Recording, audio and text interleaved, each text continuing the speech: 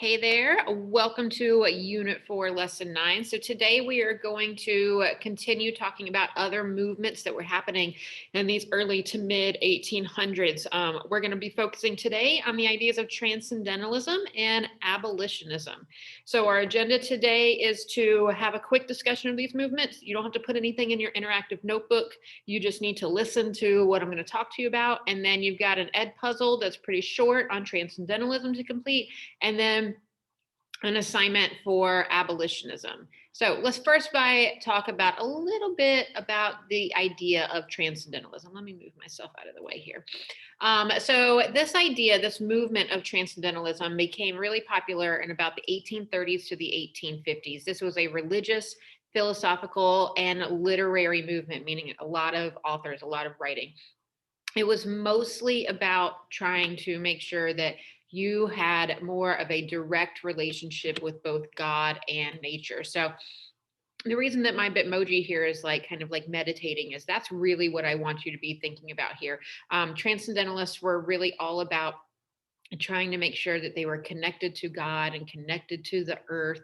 They're kind of like the hippies of the 1830s to 1850s, right? So if you think about like the hippies of the 1960s, this is kind of them. They're the hippies of their day. So these are some of their key beliefs that you just need to be familiar with. Number one is natural interconnectedness. So people and nature are connected and they reflect each other. You need to know or you can know yourself best by making sure that you are in communion or in touch with nature. The second part is individuality. They thought it was very important to be yourself. You shouldn't have to conform to what society wants you to do. You should trust your own intuition and you should believe what you think is actually important and be true to you. And then spiritual self-reliance.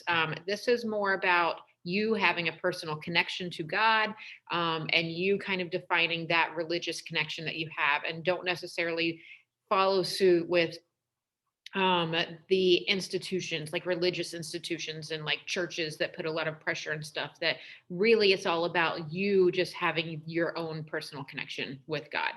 So that's the first movement that you're going to be looking at today. The second is going to be abolitionism, and this is going to be the movement to bring slavery to an end. And you've got a lot of prominent people who come out and say we need to stop slavery. It needs to come to an end. Obviously, this is going to be something that becomes a larger and larger issue as we get closer to the Civil War, and then will change drastically once the Civil War is over. But this was an anti-slavery movement that was taking place in the early to mid 1800s. It was not always a peaceful movement. There was lots of resistance that happened. There were multiple protests and riots that would happen. And then some of the resistance would be peaceful. So there's a little bit of everything. You need to understand that doing this, speaking out against slavery, if you wanted to write against slavery, if you wanted to distribute a newspaper or a pamphlet against slavery, those things would actually be illegal, especially in your southern states. So just being in possession of a pamphlet that talked about the evils of slavery could be something that you could get into a lot of trouble for in the South. They actually made it like basically illegal to talk bad against slavery. This abolitionist movement is going to be led by a few key people. William Lloyd Garrison is going to be one of them. Frederick Douglass, who was a former slave. I'm sure you've heard of him at some point in your educational career. Sojourner Truth, who was a female out there working against slavery. And then John Brown. These people right here, you're going to be learning a little bit more about within the future. I just wanted to go ahead and throw their names out there so that you would know who they were and that they were major abolitionists. So I'm going to back out of this now and then talk to you about what you're going to do. So I'm not going to click on the ed puzzle assignment because again, you know how to do an ed puzzle at this point, but I am going to click on this abolitionist assignment so that you can see what you need to do here. So this is going to be a Canvas quiz, not a quiz grade, classwork grade, but set up in quiz form. You're going to watch this video about the abolitionists. I would highly recommend that before you watch the video though, that you go through and you look at the questions that you're going to have to answer. So you've got what, 5 questions from the video to answer. Then you are going to be doing a cartoon analysis. And these aren't cartoons that are like fun cartoons to look at. This was a series of cartoons that were drawn to bring attention to the evils of slavery. So if you click on this, you're going to notice that there are all of these anti-slavery images. It'll give you a little bit of information about what exactly you're seeing. Some of them are going to be obviously very like brutal to watch, like a person being strung up at a tree and being whipped.